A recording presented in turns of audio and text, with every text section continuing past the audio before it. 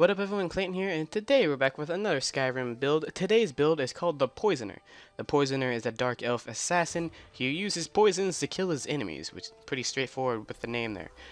So let's go ahead and get into the backstory. So he was put on Nirn as an assassin to kill anyone that this voice in his head hears. So this voice in his head, he doesn't know who it is. He thinks it might be Sithis or some Daedric prince, tells him to go to different locations and to kill these targets. He has no backstory since he doesn't remember his childhood. He doesn't know if he was just put on Nirn to be an assassin, to kill and to poison enemies. And yeah, he just follows this voice in his head and goes from location to location, killing these enemies. The voice in his head told him to go to Skyrim, and he was caught crossing the border. And now he has tons of new targets in Skyrim to assassinate since he is here.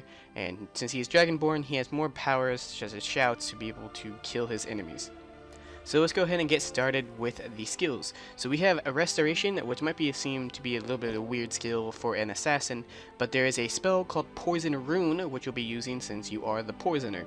One-handed, you'll be using one-handed daggers to do backstab damage along with your poisons, so you want to make sure you get some damage into that. Then you have Light Armor, since you'll be using Light Armor as a way of shielding yourself. You'll be using this, and you want to make sure to get Windwalker, which allows stamina regen 50% faster if you're wearing all light armor. And if you're an assassin, you definitely need some sneak. Assassin's Blade is really important since you'll be using backstab daggers. This allows you to do 15 times the normal damage. Pickpocket has a really cool perk that you want to pick up too, which is called Poisoned. It allows you to silently harm enemies by placing poisons in their pockets, which is a good way to silently kill a target without getting caught. And then, of course, you need to make sure you can craft these poisons, so you want to go into alchemy and get some points into there, especially the poisoner perks, which allows your poisons you mix to be 25% more effective. So let's go ahead and talk about some of the armaments that you'd be using for this build. I'd use Hide Light Armor as my armor piece of choice. The reason why I do this is, as a poisoner, I kind of want to be low-key in my appearance. You don't really want to wear all black and kind of show yourself as a poisoner. When you poison someone, you'll probably be in that town for a very long time, getting, the person's route down and stuff like that, and you want to make sure no one really notices you. If you wear these really low-level light armor, people always think you were a low-level bandit or maybe just a normal adventurer. No one would really take too much notice to you, and that way you can slip in and out and poison your target and kill them and get out.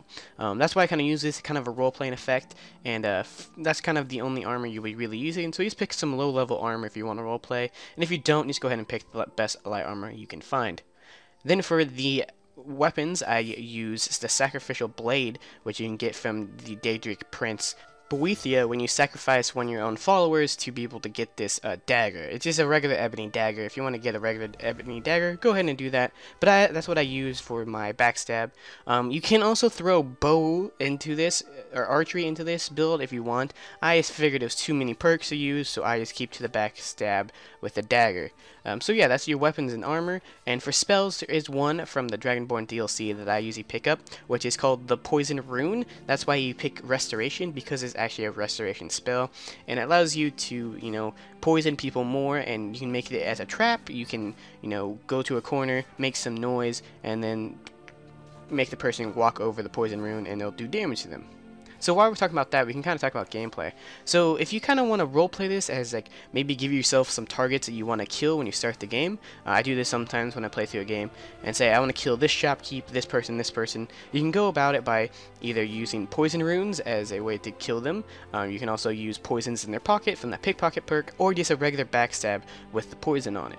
I would recommend putting poisons on your blade when you think you're not be able to take down your enemies, because there is different types of poisons. You have a paralyzed poison, which you can use to paralyze the enemy so you can kill them on the ground, or you can have some frenzy poison, so that allows you to poison someone and they'll attack each other until all the enemies are dead. So there's a lot of different gameplay mechanics you can use, and a lot of different poisons to use. So it's not really just one-dimensional poison someone and kill them. You can use it, different ways to do this.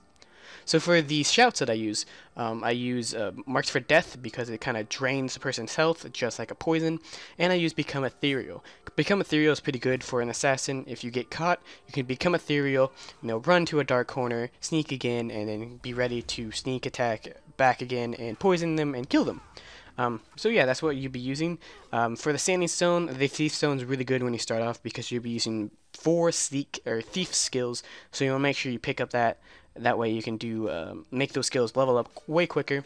And then for your stats, I put about 50-50 between health and stamina. That way you can roll through sneak, you sneak roll better, as well as have more power attacks. And then you also want to have the magicka to be able to cast the poison rune if you're going to be using the poison rune, because it is part of the Dragonborn DLC, so you might not have access to that. Yeah, so thank you guys so much for watching. If you haven't checked out these 2 videos, make sure to check out these 2 here. And this is Clayton, signing out.